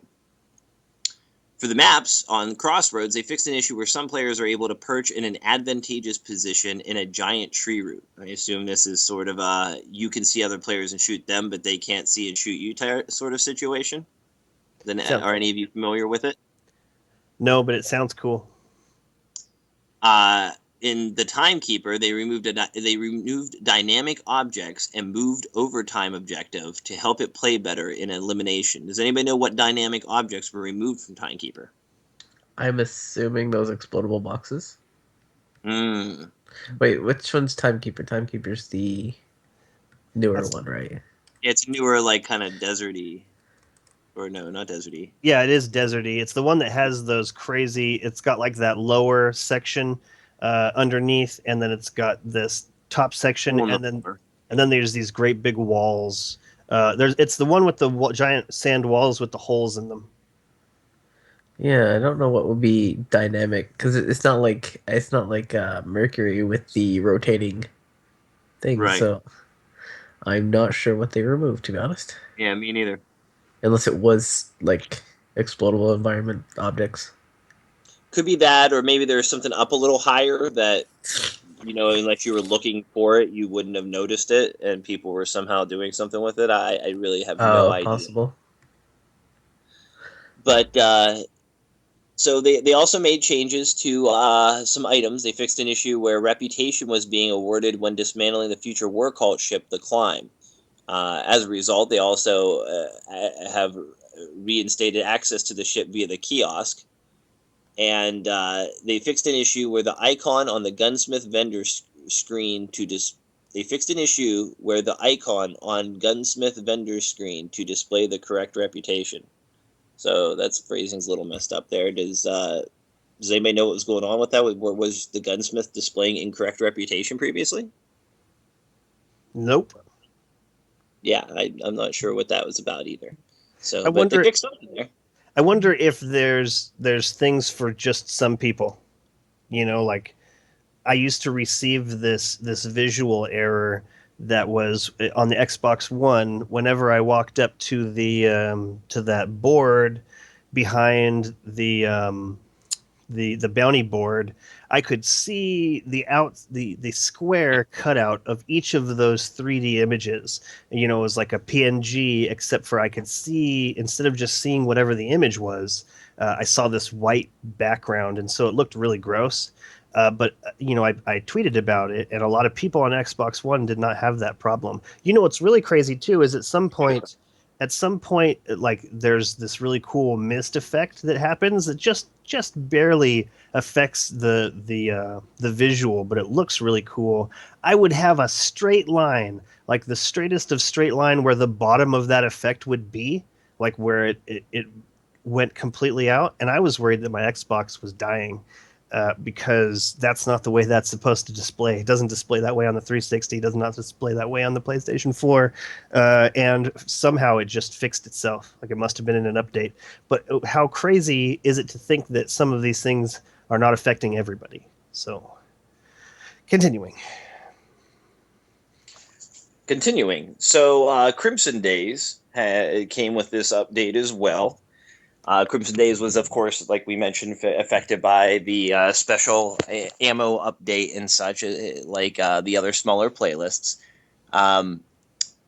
It goes from February 9th at 10 a.m. Pacific to February 16th at 1 a.m. Pacific. Go talk with Lord Shaxx in the tower to receive the quest Crimson Bonds. Players must be at least level 40 to be eligible to obtain this quest. It's a 2v2 PvP event. It requires a pre-made fire team of 2. No matchmaking for this. In Crimson Doubles, the Broken Heart buff is applied when your teammate is down, and it provides maxed stats and faster reload. The weekly Shaxx bounties have been replaced with special Crimson Doubles bounties for the duration of the event. The Crimson and Sugary Ghost Shells will not display when previewed in the character inventory. These Ghost Shells will appear correctly when equipped and summoned in-game, though. The Crimson Connection buff granted by the Crimson Candy does not stack with weapon telemetries. The Crimson Candy is only available during the Crimson Days live event. Once this event has ended, the Crimson Candy will be converted into Rotten Candy. And Crimson Days will be available through Tuesday, February... Oh, I already mentioned that. So, what do you guys think? Crimson Doubles. Okay. Was it a win? Was it a fail? Are you having fun? Okay. We are at the half hour till kill point. And so I definitely wanted to get this covered. Thank you for stopping right there, Agrios. Okay, so I played some Crimson Doubles with Agrios, and I had a great time. There's something about the small fire team, and then, like, as much as the buff, I didn't feel before I played was worth very much. After I played it for a little while, it became clear that your movement speed and your reload speed and everything being jacked up like that really does help. You know, it felt like Halo. In Halo, they don't.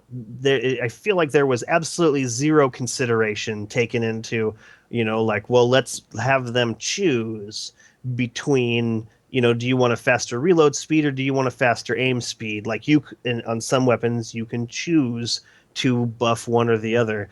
In Halo, it used to be that Call of Duty was checkers and Halo was chess. This is how I would have conversations with people, because in Halo you had to make specific choices and there was certain like stereotypes along with these weapons. And I feel like now, again, the dynamic has changed. Halo is now checkers. It's gross feeling to me. Everything is so fast, and it just feels like I like the choices. Do I want snapshot? Or do I want to be able to move faster while I'm aiming? Like, this is an important choice, and I feel like being able to make that choice and knowing that everybody else on the field has to make that same choice is cool. It's exciting. It brings back in, choices and decisions. And so 2v2 was a lot of fun, especially because having Agrios on your team, he's that guy who's at the very front of the thing, and he's either taken down that dude or he's putting quite a few shots into that dude. And with that, combined with my hanging back and trying to shoot at what he's shooting at, it was just, I feel like we had such great success. And sadly, the last two games of the night we played, we lost pretty badly. I feel like I was getting lazy. I feel like we just started mopping up on people who didn't have even the slightest clue of saying, "Hey, there's a dude on my dead body." Like that saved my ass more than once. Agrios was telling me, "Hey, there's a guy they're both just sitting here on me." That means I knew where they were. Were these other people not were not talking to each other? So by the end of the night, we got lazy. We died. But hopefully, you will be seeing some of this footage in the future at some point. River has requested that all of us put some time into Crimson Doubles so that he can put together some kind of montage or something like this. And there was a lot of really cool times where I did some cool stuff and Agrios did some cool stuff. I had a really good time. I feel like it's definitely something that I definitely want to play again. Sadly, the rewards are not only not dropped enough, but I feel like they're crap to begin with. Do I want that sparkly ghost shell? Certainly. Do I want that poop flat shell? Absolutely. Would love to have these things in my inventory. Would I ever use them? Probably not. I'm really partial to the Vanguard shell. I'm not a big fan of orange, but I feel like that's what stands for this ultimate good. Like there's Dead Orbit and there's New Monarchy and there's Future War Cult, and these are all a choice that you've made to be flashy like this. I feel like the Vanguard and protecting the city and being wanting to be able to help the good. I feel like I've come around to really liking orange, so I really want to use that. Or I even take that Taken shell. I'll use that one too. So like the rewards are not very cool. I'm not interested in the patterns that come with the shaders. What was it you called it, Agrios? Paisley. Paisley. Not interested in Paisley. I grew up with quite a lot of furniture and clothing that went through the 70s. And so Paisley is just not my thing. It's cool that it adds a pattern to some of the stuff, but like I'm really just not interested in any of it. It's none of it is drawing me in. What's drawing me in is thinking about playing one on one, like it's 2v2. And it was a ton of fun. Let's start with Sharks. Sharks. You said you played some with Agrios. Are we talking like you've played a Sharks amount of this, or has something gotten in the way? What do you think about it? I've played a Sharks amount with Agrios when he's been on.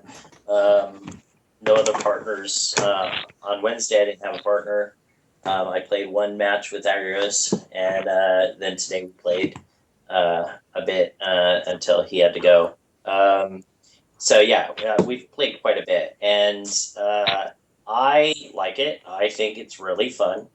I I think that it's very comparable to playing Trials, except for that with Trials, when you get 3v1, you're screwed. You might as well just give up. Unless you are Superman, which there are some Superman players out there. We've seen videos of it. But in general, 3-on-1, it's going to be horrible. 2-on-1 in Crimson Doubles with the buff makes it doable. In fact, it was absolutely hilarious. One of the matches that Agris and I were playing today, I had taken out the guy on the waterfall heavy, and Agris was inside with the other guy. The other guy got the heavy and killed Agrios. So I ran over there. I revived him. He didn't see me. He started shooting at Agrios, wasted all of his ammo. He killed Agrios like 4 times right there. But I was running around while he was doing it, and we ended up. I revived Agrios last time. He used up all of his heavy, and then Agrios I think he did a Titan smash on him, and we won that round. Every time Sharks would revive me, my super would creep up just a little closer and a little closer. And then the final time he revived me, it said super full or whatever the heck it says across your screen. I was like, yeah, smash. So it's very doable, which is nice, and you still have that edge, like when you're playing Trials. It's exciting. But as far as rewards, I mean, rewards are bogus.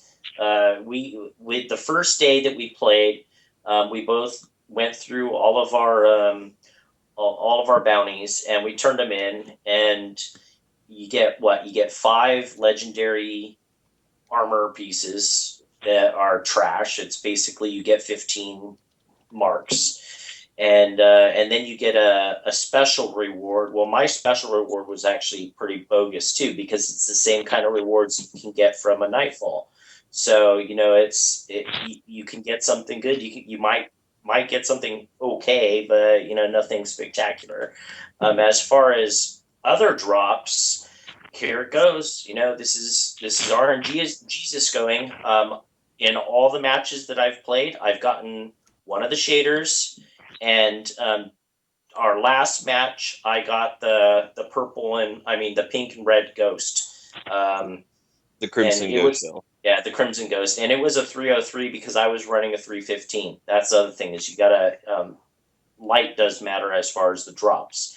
But so this is what makes it entirely matter as far as the drops. My very first shell I got the first day we were playing was a Crimson shell, and it dropped at 299 for me, but I was only at like 1 something because I was using all your. But it does to a point, because I think it was Data or somebody was going through and they were doing a test.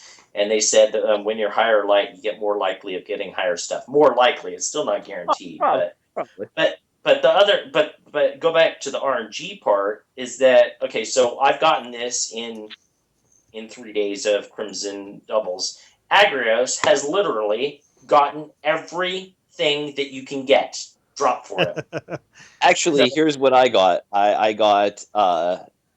Sharks doesn't even know what I got because we weren't aware that certain, like, if you get more than 3 rewards, you don't see it, and if you don't have room for it, it goes to your vault. Or my bank, or my postmaster. I mean, so when I got back to my postmaster, I found out what I really got. So in the literally the same time period, a same amount Sharks has played, because we both had just finished our second characters, right, Sharks? Mm-hmm. Okay, so yeah, we both had just finished our second character, so just about the same exact amount of play time.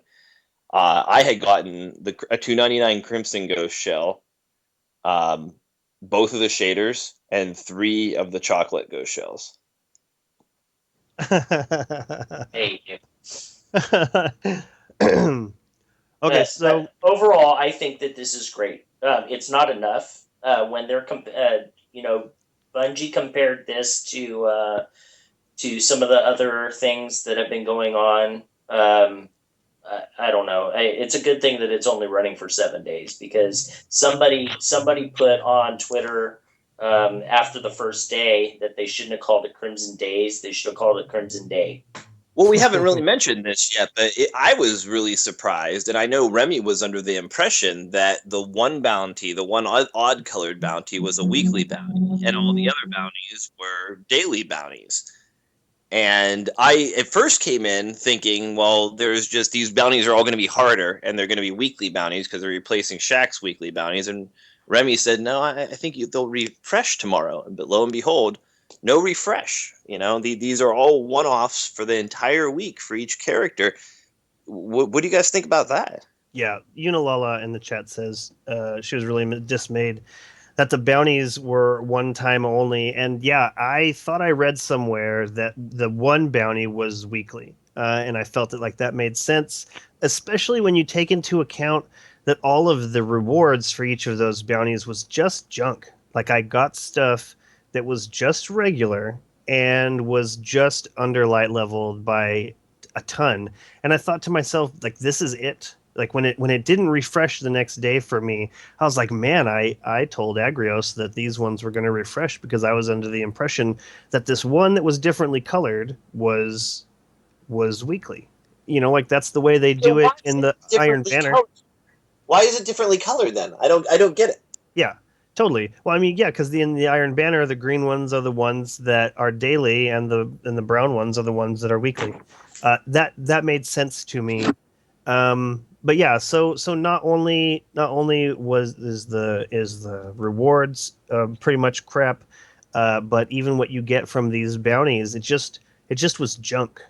It just was junk. R Velvet J says they were hopeful. Even reskinned good guns would have been cool. Give me a red epilogue with roses down the side. And I want to raise you. I would love just a skin. Could you imagine them having given you a skin, even with the stupid paisley on it, and you could just add it to any of your guns? Like here is Red Death with this disgusting paisley all over it. That would have been awesome. But just a one-time use. This is the only Red Death that has this on it. Like that would be a great reward. That would be something that I mean, obviously not this paisley one, but like an Iron Banner one. Oh, but I guess that takes away from the Iron Banner skinning. But then this goes right back to what they were saying. There should have been even just a regular gun reskinned. Like here is your Valentine's Day gun. So it's strange that they were only one week things. Like I feel like this is okay. Having a very small event is okay. It's not ideal in my mind, but I don't mind it. I don't mind that here is your one weekly bounties for this one character. I got 3 characters. I got 6 characters. So it's not a horrible thing. It just seems odd. Anyone else on this? And then I'm sending it to Agrios to see what he thought about this Crimson Days. Oh, well, I do have one other thing to say before. I mean, maybe you wanna leave this for part 2 of Crimson Days. But how many of you have been Romeo and Julieted? I don't know what that means. I don't think I want to know what that means. Okay, so that was actually that term. I'm going to start using that on Twitter this week. Was termed by my wife, Guru Fu. Romeo and Julieted is when you're playing against a team that doesn't want to play, and they just go and commit suicide over and over and over again, because that's the big thing running with this is people want to get the drops. Man, it's the easiest way. That's what I was going to bring up next. That this is an epidemic. So yeah, go ahead. Is a great idea. In my head, I thought it was just a team, and one of them was a Sunbreaker or a Sunsinger that just resurrected and it's like, oh, my partner's dead, and then kills themselves. Okay, now before I've seen videos of this, and go ahead, Crimson.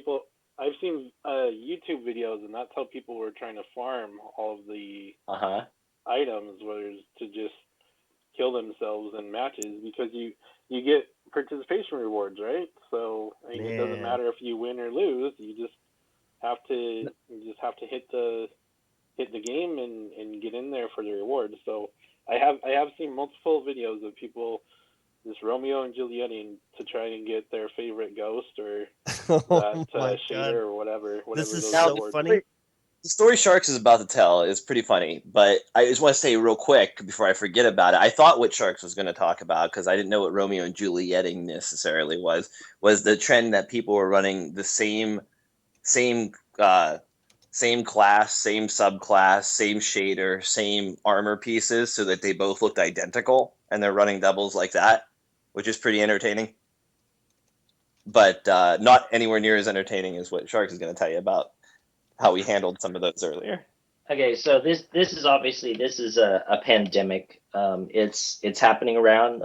Crimson's seen videos on it, and there's a lot of people that are following suit. I mean, this is a way to cheese to get loot, I guess. I don't see the point in that. I think that that it just ruins it for me. I want to go out there and I want to play. So Agris and I were like, we were talking about it this morning, the first match before we started, and we load into the game, and instantly these two people jump off the side, and we're like, "You got to be kidding me!" That's what we were talking about, And we're like, "Okay, well, let's rush them. We'll rush them, and we'll get to them before they do it." And we figure if we can get shots on them, we at least get credit for the kills and stuff like that too. Yeah. We're like, well, if they're gonna die, we're gonna kill them first if we can, But the problem is where we were. There was just a ledge, so they jumped off again, and Agrios had a great plan. He said, "Let's stop them from doing this." So I was like, "How are we going to stop them?" He goes, "We'll jump off right after they jump off, because then it's a wash." And we're like, "Okay, let's do it." So we jumped off right after them. We did that like 5 or 6 times, and they were stuck at 2 losses. And it was just we're laughing. We're laughing our butts off. We're like, we're gonna shove it to you because you guys are just trying to cheat the system. Well, it got them to finally play.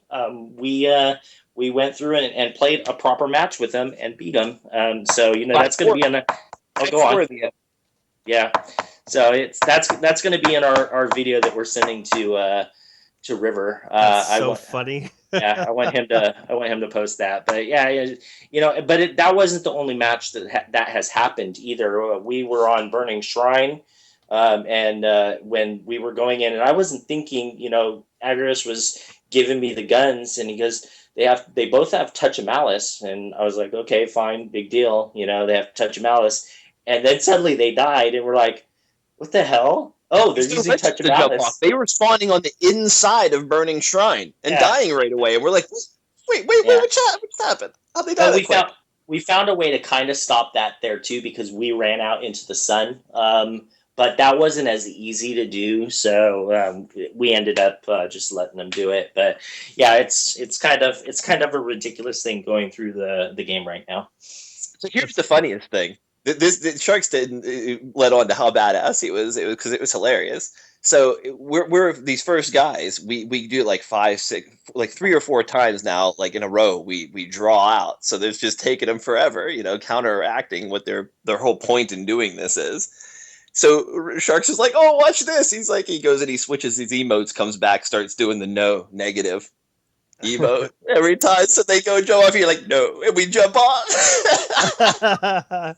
You guys are jerks. And then say down the corner, Shark disagrees, and then we die and tie again. Man, that's hilarious. You guys are funny. It's like if you come to play, come to play. Don't come to just die, because that's not what we're here for. So, yeah. Right. What's funny about that is all they really had to do was run up to you and not attack you. Yeah, like you could have shot him right there. That would have been the same thing. Exactly. You know what? I think that that's what it was. Is your sense of injustice was kicked in because you weren't getting recognition for their kills. They were just trying to skip the whole thing. I just like to fuck with people, but I only like to mess with people who ask for it, and that's just asking for it. So that gives me license to mess with you. That's what it is. That's funny. I do want to throw in something else. This is, you guys were saying about the bounties and why are they different color. There is only one that's different colored, and that was the one with the weekly reward with the unknown reward. All the other ones were the legendary. Yeah. What was the unknown reward? It's a Nightfall reward. So Could be anything. So it's also I trash. got a package containing a 2015 edition emote and got. Oh, you did get the emote. That's right. You did also get an emote. Yeah. Yeah, I got the slit your throat emote from mine. Crazy. That's romantic. Yeah. Jez, what did you think about this Crimson Devils? I purchased the charmed emote, The what? the charmed emote, and that's it. I haven't done Crimson Doubles. I see. Are you just not interested in it? I know you got plenty of people to play with.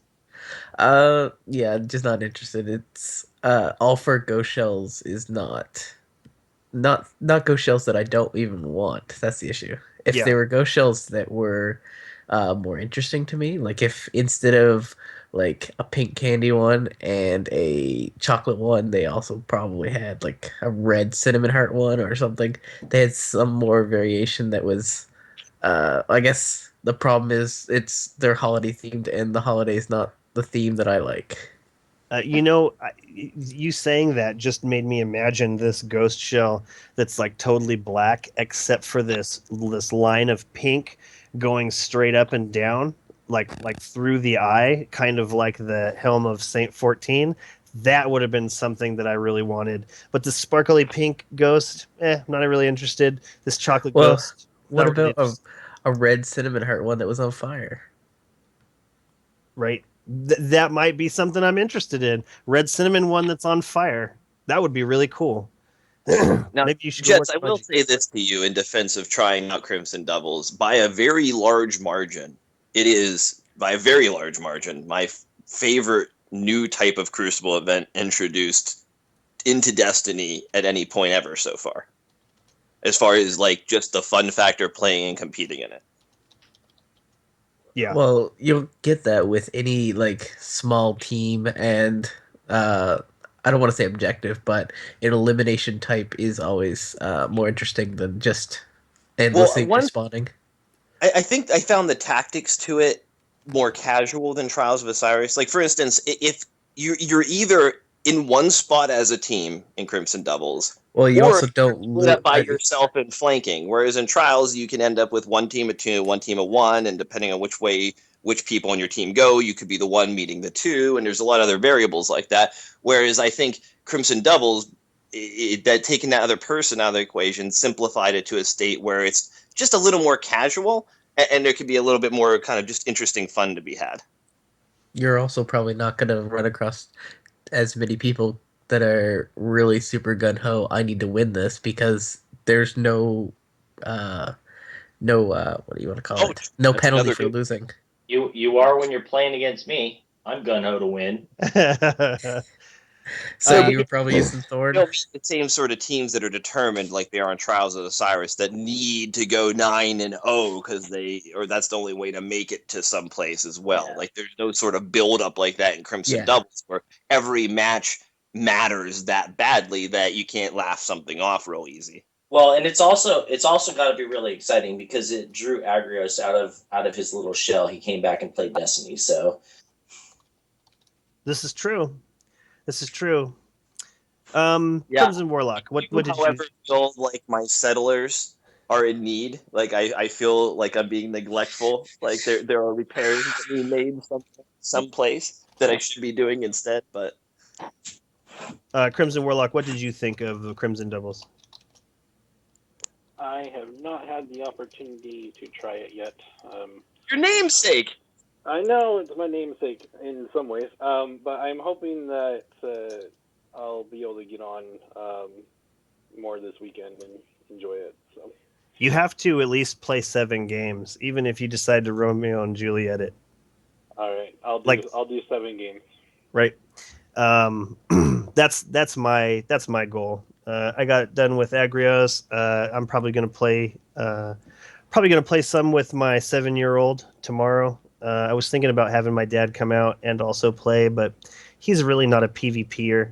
Like, he will do his daily PvP just because, for the most part, win or lose, you get 15 marks. So he's willing to be somebody's target for 5 or 10 minutes, but not on a steady basis. So I think I might just go out with with my 7-year-old. He might like to have that emblem as well. I would like to Q sync with some friends and play against some friends in Crimson Doubles at some point. I think that would be a lot of fun too, especially if you were all in the same chat. That I agree. That would be a lot of fun. That would be a lot of fun. So we are like it. We need to do shout outs and then split. Agrios, is there any other little bit of information you have to get out right this second? Well, not much. They did have design lead Lars Bakken in to follow up on those matchmaking changes we've seen. Their goals were ensuring to get you a match in a timely fashion, looking for a good connection, and creating relatively balanced teams so players don't get stomped continually. They're going to continue to examine the things we put out and deploy them on a wider basis. They're planning more steps right now, and they promise that they're going to share as soon as they know where they're going to activate these things. But yeah, that's pretty much everything for the update. And I also encourage everybody to check out the movie of the week. There are some good movies of the week there. In particular, the first one shows off some Mayhem Rumble and someone making exceptionally good use of the Defender subclass, and it looks like a lot of fun. Kind of inspired me to probably go out and tackle some of that when I get the opportunity. Very cool. Very cool. Shout outs. Starting with you, Sharks. Shout out to Agrios for coming back to Destiny. Agrios.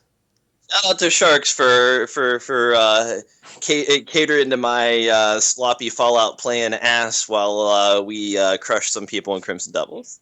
Man, I didn't even take that into consideration. That's funny. Jez. Shout out to Agrios and Sharks for their bromance. Aww. Aww. Crimson Warlock. My shout out is to my wife tonight, who allowed me the use of a new headset. That's a birthday present, even though my birthday isn't for a couple of weeks now, just so I can have better quality for this podcast tonight. So thank you, hon. Love you. Excellent.